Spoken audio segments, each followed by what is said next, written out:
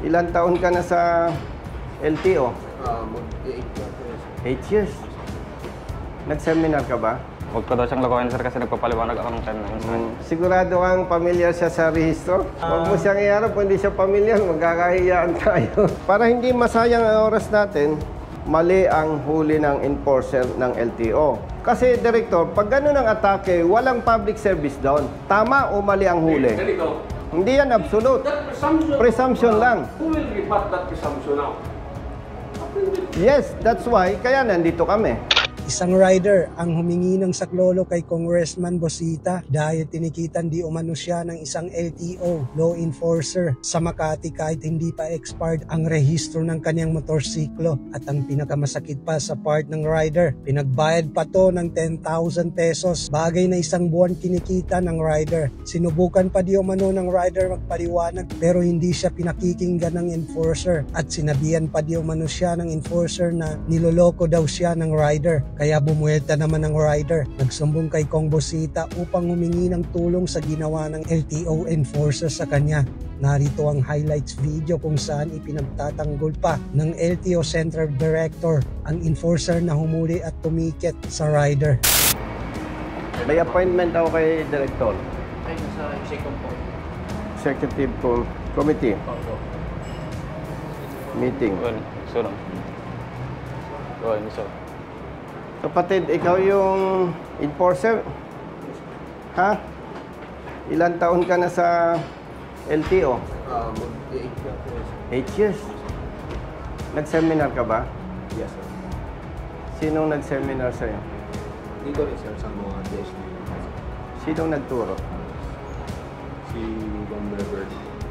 Naalala mo siya? Saan kita naman? Sa PRC po, sir. PRC Makati po. Makati. Makati. Oo, nanguli kami dun, sir. Siya ang nag-ticket sa'yo? Po, sir. Anong sinabi sa'yo?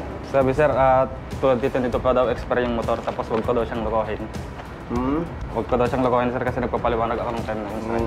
Magpapaliwanag ka? Oo, sir. Ayaw niya kong pakinggan, sir, eh. Tapos huwag ko daw siyang lokohin at turuan.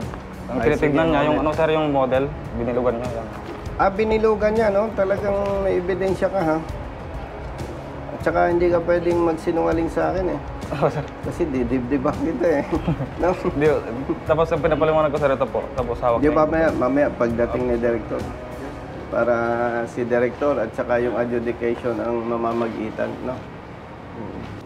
Tingnan mo nga kung nandyan yung team leader mo. Pag nandyan, swerte ka. Siya ang sasabunin ko, eh. Hello, sir. Director, good afternoon. Good afternoon, Nabala kita, ha? Yes, sir. Si Ma'am Beverly. Wala. Ay, Wala? si Beverly. Nakalib. Nakalib? Sino adjudicator natin, Director? Si Director Baltasar. Nandyan? Ano ko siya? Sigurado kang pamilyar siya sa rehistro? Registration? Huwag mo siyang iharap, kung hindi siya pamilyar, magkakahiyaan tayo. Baka si ano na lang.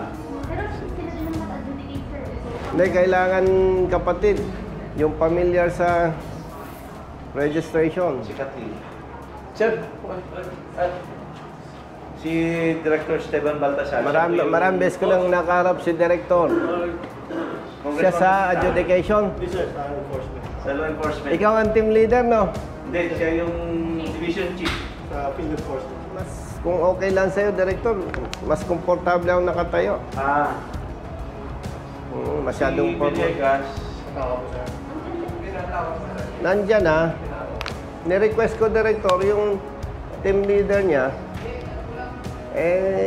samahan siya para, kumbaga sa boxing, magtulong na sila. Tinanong ko yung enforcer po natin. Ilang taon na raw siya? 8 years na sa law enforcement. Tinanong ko, Director, kung siya ay nag-seminar. Nag-seminar daw.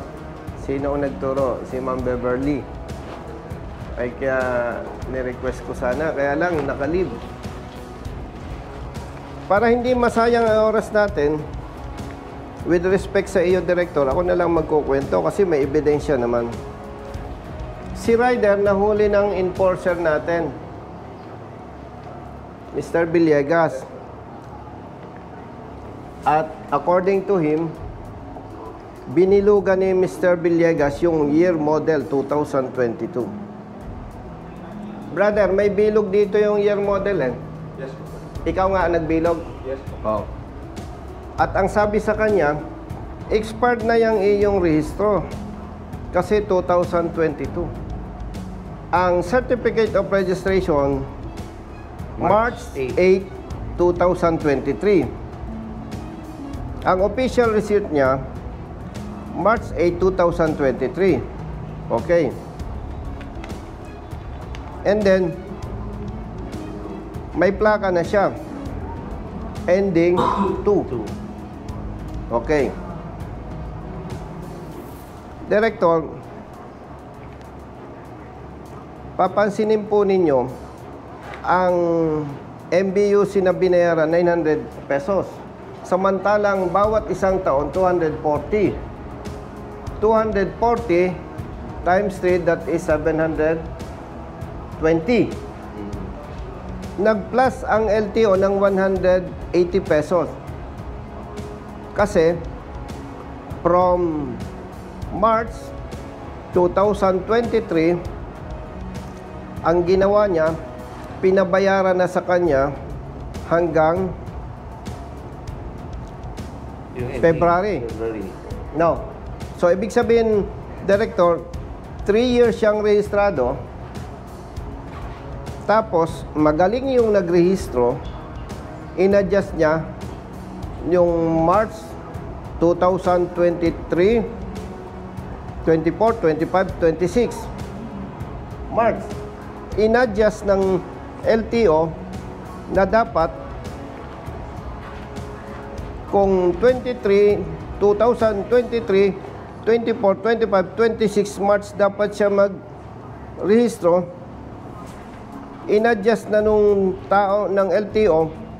Sa halip na March 2026, in-adjust March 2027. Kaya nagpatong siya ng 180 pesos. Director, para walang kalituhan, simplihan na lang po natin. Rehistrado ang motorsiklo ng 3 years. 2023 plus 3, 24, 25, 26.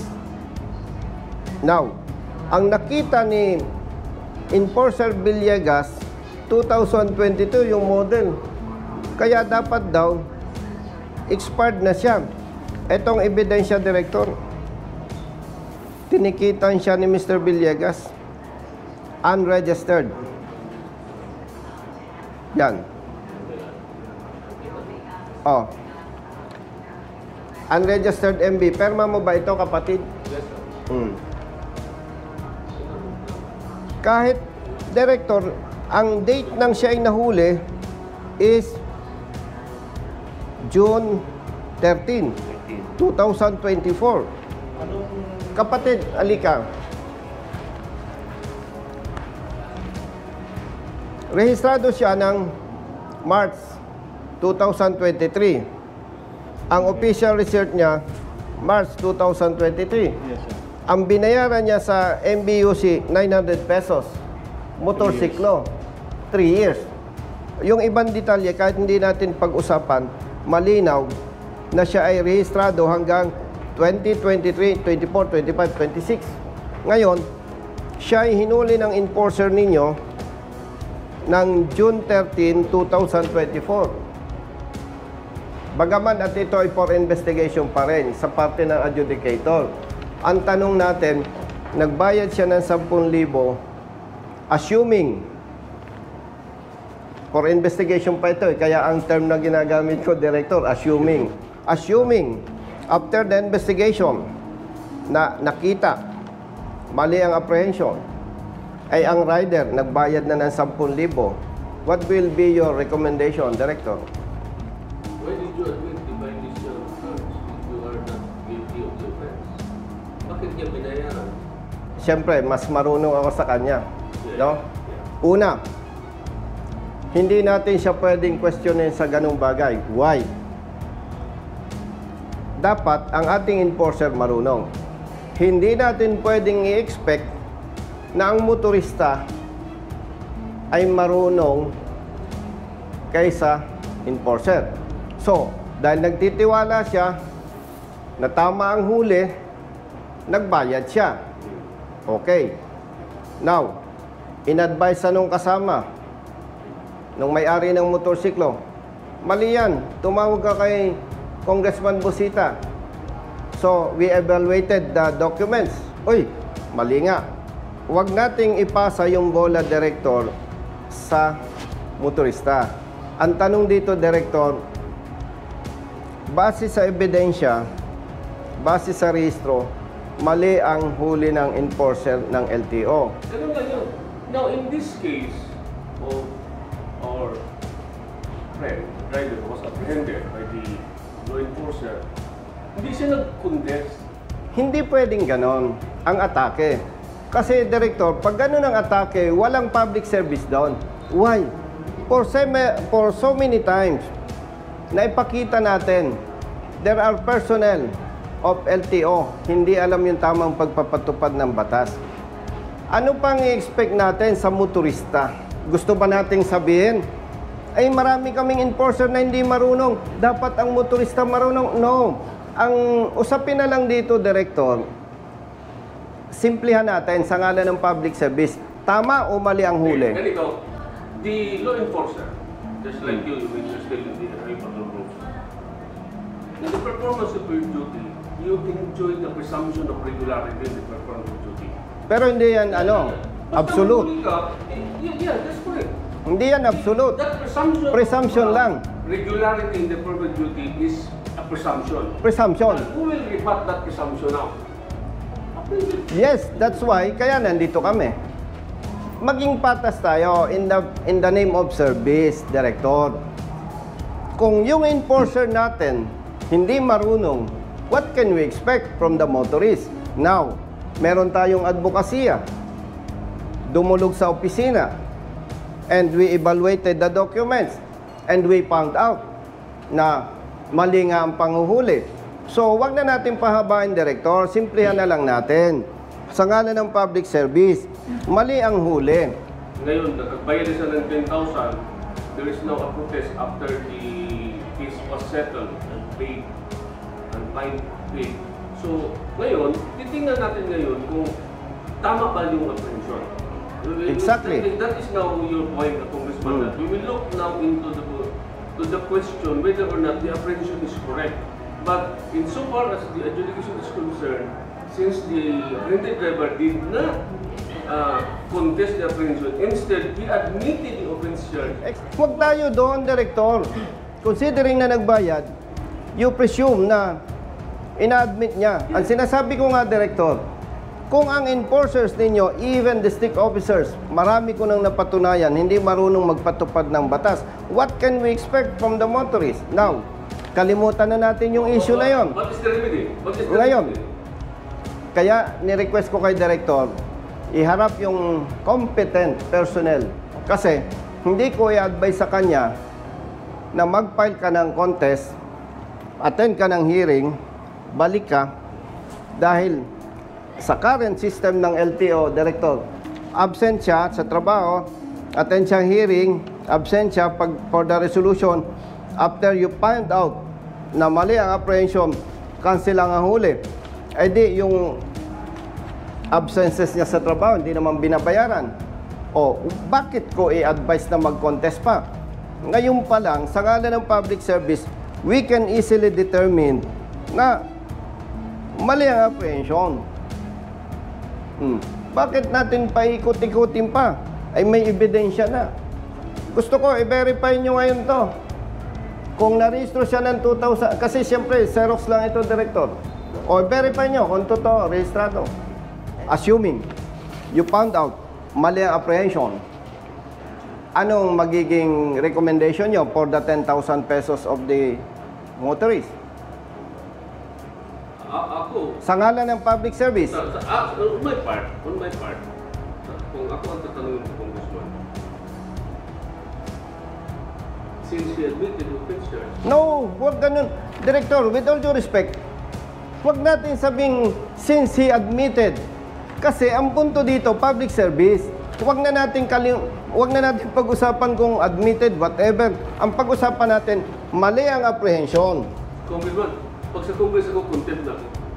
Kung dulo ko sa committee mo, contempt na ako. Oo. Ay, wala tayo sa Kongreso. Director, ang pag-usapan natin, public service. I know, Congressman. Naintindihan po ba ninyo? Huwag na nating pag-usapan yung ibang anggulo. Ang usapin lang, mali ang huli. Paano ngayon yung 10,000 ni Ryder na isang buwan niyang ipapaghanap buhay? Ang mali ka talaga. How many cases I have dismissed there, Congressman? Excuse me, Director.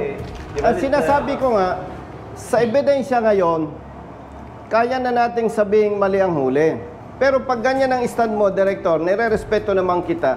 Pero ang nararamdaman ko, kung ganyan ang posisyon ng LTO, walang public service dyan. Kasi dito pa lang sa ebidensya, makikita na natin mali ang huli. Ganito na lang, para hindi masayang ang oras natin pare-pareho. On behalf of the motorcycle owner, kung ako lang ang magsasalita, 100% mali na apprehension. Pero wala ako sa posisyon dahil Xerox ang hawak ko. Ang gusto lang naming i-demand ngayon, i-check ninyo, makita natin, mali talaga ang apprehension. Okay, Congressman, huwag hindi ako mag-appear anywhere. In your committee, ha? Huwag na ako mag-appear doon, baka makonfirm. Baka bawian ko ito. Hindi, baka bawian ko siya doon eh. Di ba, I'm listening ko, hindi, I'm also formulating a course of action. Doon sa, kasi, okay, yung sabi mo, you are expecting us to do an investigation. We Yes. will do that. And we will also consider, find out, kasi nga, as far as dito sa Adjudication. hindi na ma-reverse yung pagbayad niya. But there might be some accounting way. Pero it will take time. Oh, yes, I agree. It will take time. Maybe 1 year, 2 years. Yes, to Para ma-claim yung 10,000.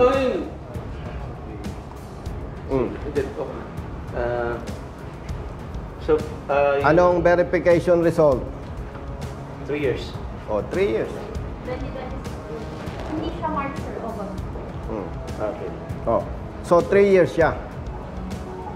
3 years siyang rehistrado, brother, enforcer, 3 years siya. Definitely, as per verification of the concerned staff, na ito ay rehistrado ng 3 years, mali ang apprehension. Alam natin, pag naipasok sa kaba ng bayan, hindi katulad yan sa restaurant. Pag napasobrang bayad mo, withdraw mo na. Tama po ba? Yes, sir. Ngayon, bilang advokasya ito, hindi ko ito i-sacrifice. Babayaran ko ito ng 10,000. Isa lang ang request ko. Imbestigahan nyo, and we expect corresponding administrative sanction against your enforcer. Kasi, kaya ang mga enforcers, even police personnel, police officers, local enforcers, district officers, kaya malalakas ang loob gumawa ng mali eh. Cancel lang naman ang huli. Wala man namang administrative sanction. Brother Jerry, bigay mo yung 10,000 niya. And by the way, director, Yes. number 1, please address immediately. Cancellation of apprehension kasi may equivalent demerits ito. And hindi siya makakwalify for 10 years validity ng lisensya. Iyan na natin to. Then, yung demerits niya yung isang importante na kailangan. Yung demerits niya sa system. I-ano namin to na pagka tinanggal namin yung demerits, makikita mo sa records mo. Kasi para maano natin, tatawagan ko si Congressman, sabihin ko na, Kong, natanggal na. Deleted na. Deleted na. So, tignan mo yung, alam mo na yung mag-ano doon? Sa account mo. Kasi doon sa... Huwag mo nang palakin problema niya. Focus na lang siya sa hanap buhay. After 5 years, magre-renew siya. Hindi siya entitled sa 10 years. Babalikan kita. Sigurado yun po. Okay. So, deletion ng demerit. Okay na yan. Tapos Conduct na yan. investigation and Investigation and administrative post- sanction. Okay. Yung 10,000 Yung 10,000 on how to follow later. Yes. Okay na tayo. Okay ko.